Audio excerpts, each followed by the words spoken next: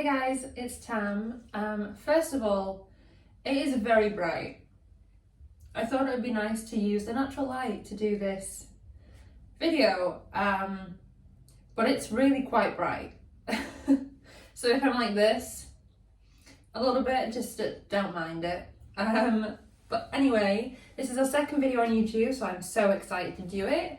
And today we are making mini carrot cake loaves. They are for my granddad's birthday. A few weeks back I made a big carrot cake celebration cake for one of my friends' wives, Nettie. And my granddad saw it and absolutely loved it.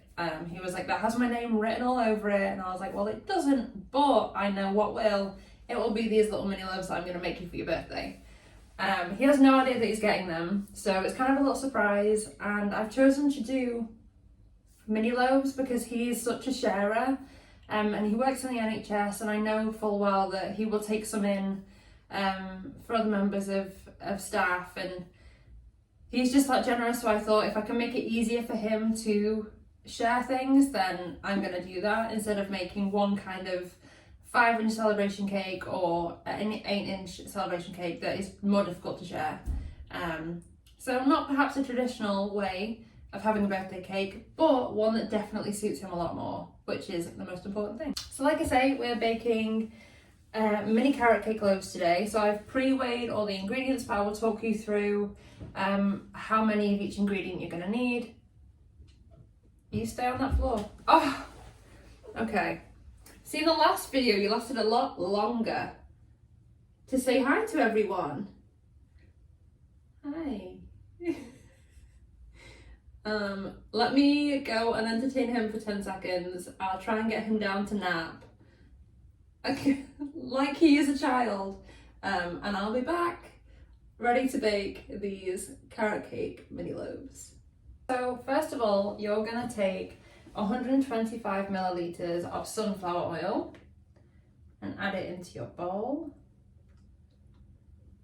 You also don't need to use a stand mixer for a recipe like this. It will work absolutely fine with just a whisk and a spoon or a spatula, which is pretty handy, which is kind of less cleaning. Probably not, but in my head that's how it works out.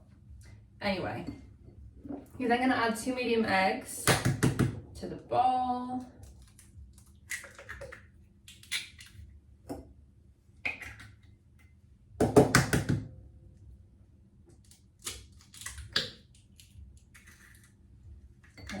And then you're going to go in with your whisk and mix it all together. So when you're all mixed, you're then going to take 125 grams of light brown sugar and 175 grams of grated carrot and add that into the mixture.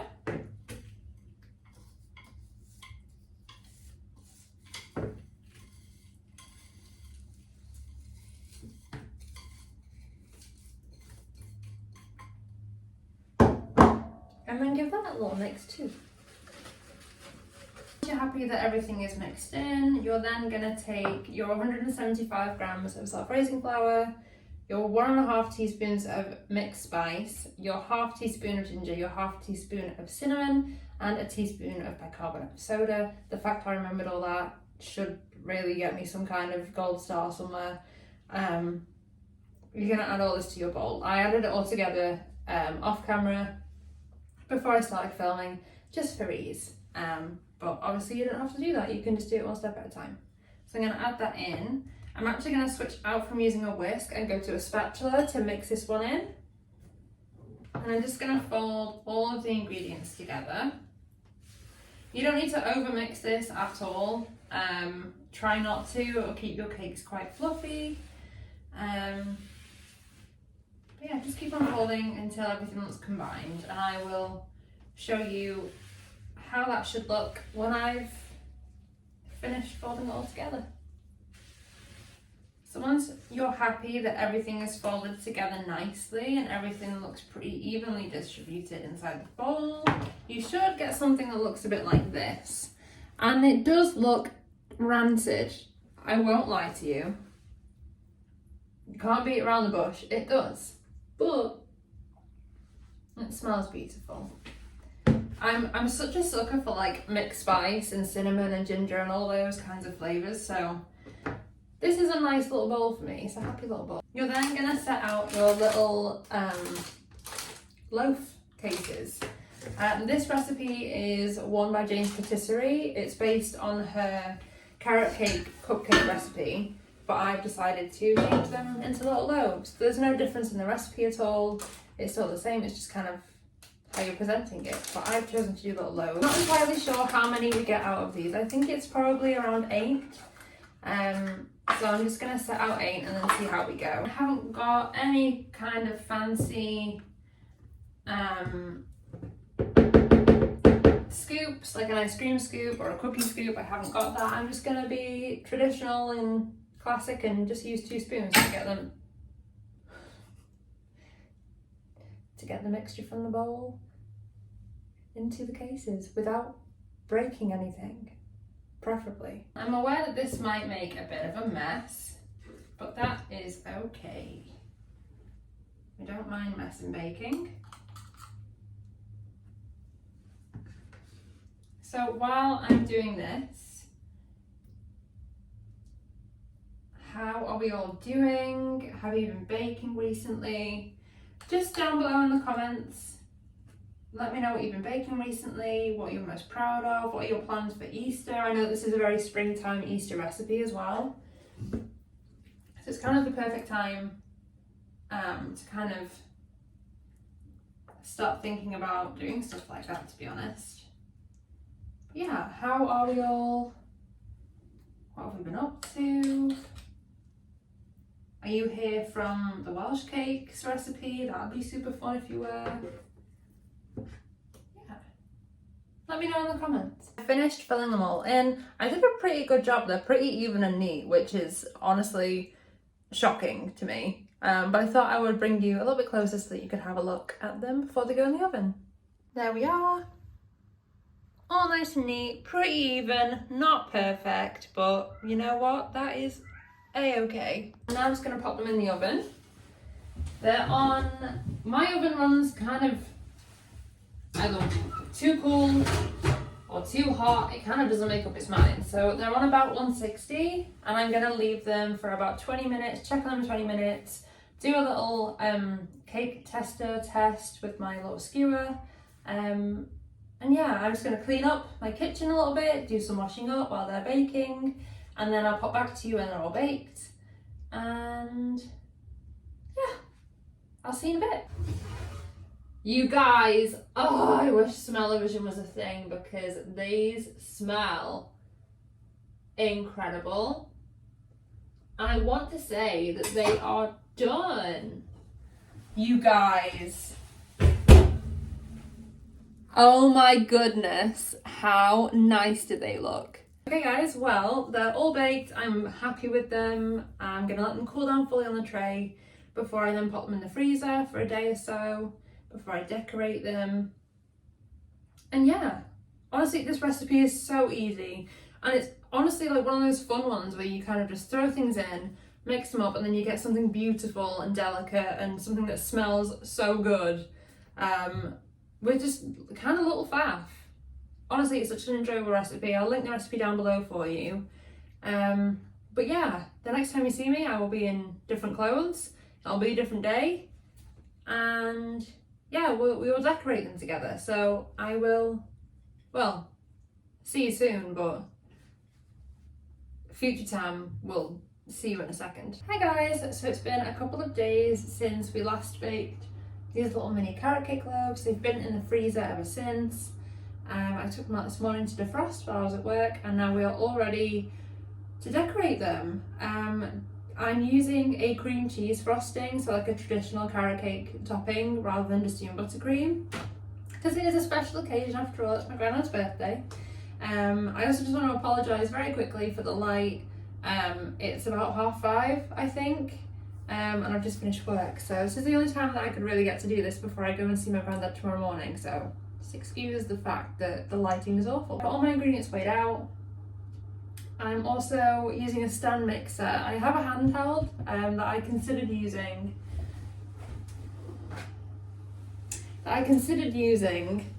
but just for ease, because I have other things to do this evening, I'm just going to use a stand mixer. But if you're the type of baker that makes buttercream and cream cheese frosting by hand, you are more of a baker than I, because I could never. But I'm just going to go and put him in the living room, and then we'll get right into it. First things first, you're going to grab 150 grams of unsalted butter and pop that in your bowl, in your stand mixer bowl, whatever you're using. Pop that in, and what you're going to do is just beat it first, just to loosen the butter. It makes it a little bit creamier and a bit whiter in colour as well. So I'm just going to pop this on for a couple of minutes, let the butter beat around on its own to loosen it up, and then I'll be right back. All the butter is now softened. I tend to mix until it's kind of like a spreadable consistency. Like you could get it with a knife and spread it on your bread. I tend to go to that. And I'm just going to add my icing sugar. So I've had this mixing for a few minutes.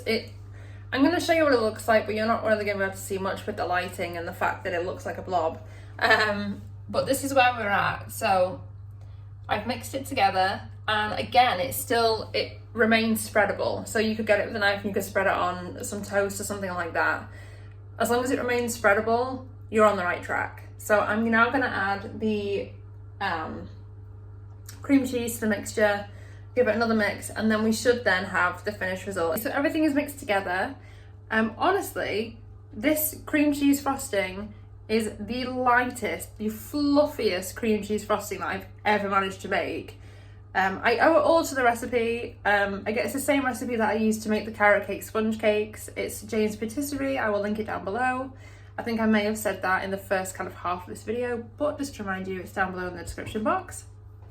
So what I'm going to do is add the icing into my piping bag. I'm not entirely sure what nozzle this is. If I find out before I post this video. Oh, it is a 3R nozzle. It says on it. It's a 3R nozzle that I'm going to be using. So I'm just going to pop the icing into the piping bag, and then we can start decorating. First of all, very sorry for the angle and the lighting. Honestly, the more that I do this, the better I will get at getting the right equipment and all that kind of thing, because currently you are balanced on my knife block. And I only have my kitchen light, which is awful, as you can see. But anyway, I have filled the piping bag with the cream cheese frosting, and I'm just basically going to decorate my kind of favourite way to pipe at the moment, which is just by kind of slowly adding like little dots at a time. I'm hoping that you can see this. I don't know why I've been enjoying it so much. I might kind of do it one way and then the other way, like alternate patterns. This is kind of working well, I think. So sort of this kind of vibe is what we're going for.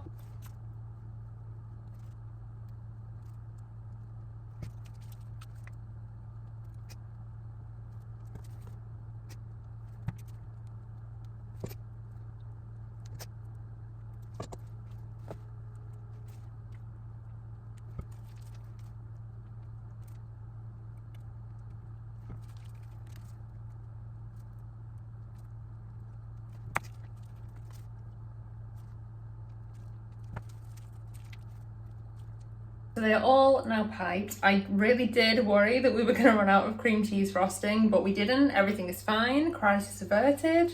This is what they currently look like, and honestly I'm really pleased with them. When I think of carrot cake, I tend to think of them looking a bit like this, where it's kind of a cloud-like topping with sort of almost dots in how they've been piped.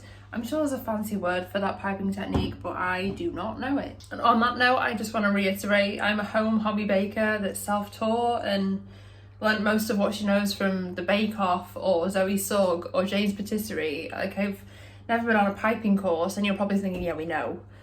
Look at them.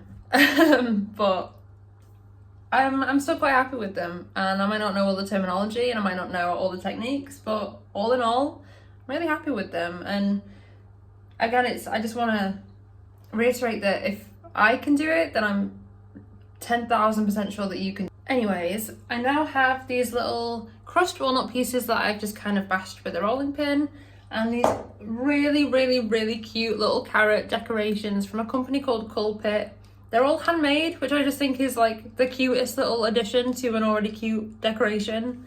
But yeah, I'm just going to do a quick little time-lapse type section of me decorating them, and then I will come back to you at the end.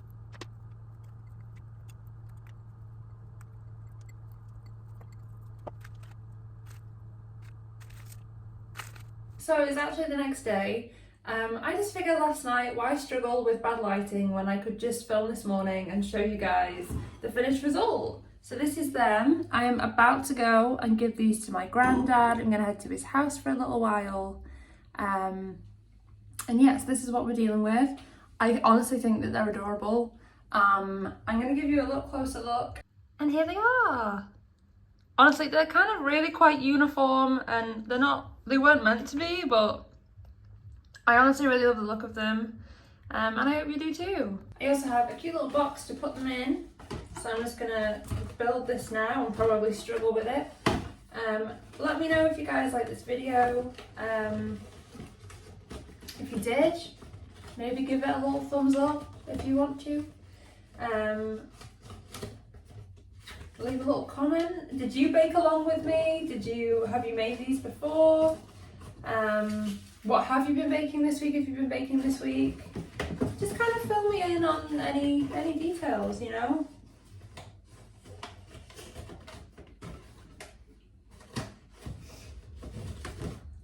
Go, little box. This is a bigger box than I originally thought, height-wise, but you know what? That's fine. So I'm just going to pop these in here, and I will see you all very soon.